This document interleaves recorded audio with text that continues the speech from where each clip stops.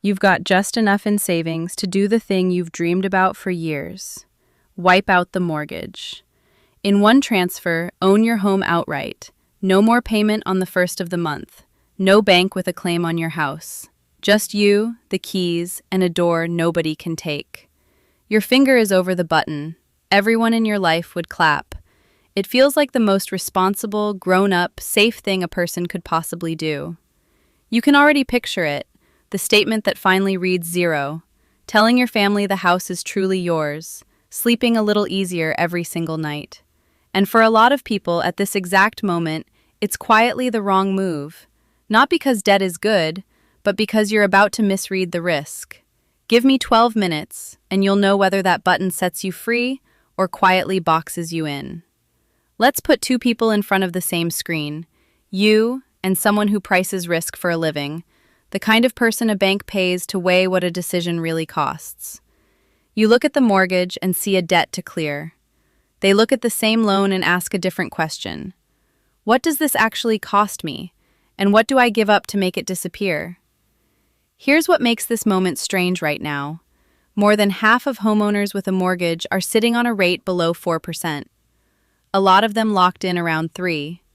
And to put 3% in perspective, your grandparents would have laughed at a loan that cheap. For most of history, borrowing cost far more. Back in the 1980s, a mortgage could run past 12%. You happen to be holding one of the cheapest loans in living memory.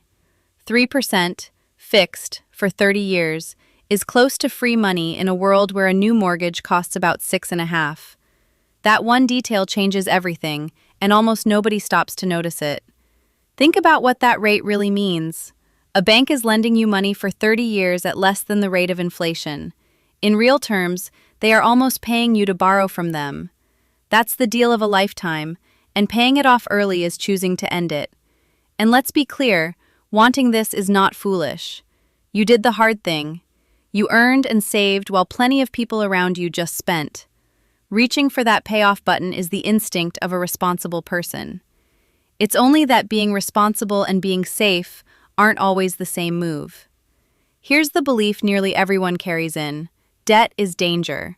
Owing money is a weight, a leash, a thing hanging over you. So paying it off, any debt, as fast as possible, must be the safe, responsible move. It's the money advice you've heard your whole life, and it feels obviously true. Nobody ever regretted owning their home outright, right? That belief is the exact thing the math is about to complicate. Because not all debt is the same animal, and owing nothing and being safe are not the same sentence. You've heard it 100 times. Debt is dumb. Pay off the house, cut up the cards, owe nothing to anyone. And for a 20% credit card, that is exactly right. The trouble is, we took a rule built for expensive debt and stapled it onto a 3% mortgage, where it quietly stops being true. So let's price it honestly. Say your mortgage is that 3% loan, and you've got $100,000 saved that could erase a big chunk of it. Pay it off, and what did you actually earn? You stopped paying 3% interest, so your money just made you 3%. Not nothing, but hold that number. Because that same cash, left alone in a plain high-yield savings account today, earns about 4.2%. In short, Treasuries about 3.8%, and that's backed by the government. So paying off a 3% loan means giving up a 4% return to cancel a 3% cost. You'd be handing back the bigger number just to erase the smaller one. Put real dollars on it. On that $100,000, the savings account pays you about $4,200 a year. The 3% mortgage only costs you about $3,000 a year. So just by keeping the cash, you come out roughly $1,200 ahead every year, and you still have the money in your hand. And that gap doesn't stay small. $1,200 a year, left invested and compounding for a decade or two, quietly grows into tens of thousands, the real distance between the two choices, widening while you sleep. And there's a quieter gift you'd throw away. That mortgage is fixed. Inflation, running about 4.2%, is shrinking what you owe every single year, while your payment stays frozen. Inflation is slowly paying off your loan for you. Clear the loan early, and you hand that gift back too. Now, this whole thing flips depending on one number, the rate. Let's walk 3 cases. 1. The 3% pandemic mortgage. Cheaper than cash earns, shrinking with inflation. Paying this off early is the mispriced move. You're wiping out your cheapest, safest money. 2. A brand new mortgage at 6.5%. Now the loan costs more than safe cash earns. Here, paying it down early starts to make real sense. The numbers have flipped. 3. Credit cards or high-interest debt at 20-something%. That's not cheap money, that's a fire. Put it out today. Nobody is arguing to keep that. Same word, debt, 3 completely different decisions. The label never told you what to do. The rate did. And keeping that cash isn't only about surviving a bad month. It's about being able to say yes to a good one. The person who stayed liquid can jump on a deal, cover a family emergency, or ride out a rough patch without borrowing a dollar. The one who's all house can only watch it pass. Flexible money is the freedom to act, and paying off the mortgage quietly spends that freedom. But here's where it gets worse, and where even the rate math misses the real danger. Because when you pour your savings into the house, the interest rate was never the thing that could hurt you. What you just did to your cash is. So why does paying it off still feel so safe, even when the numbers say wait? Because of one instinct that has nothing to do with spreadsheets. The professional and your gut are answering 2 different questions again. Your gut asks, is the debt gone? The risk desk asks, what am I now exposed to? Because paying off your mortgage doesn't lower your risk, it concentrates it.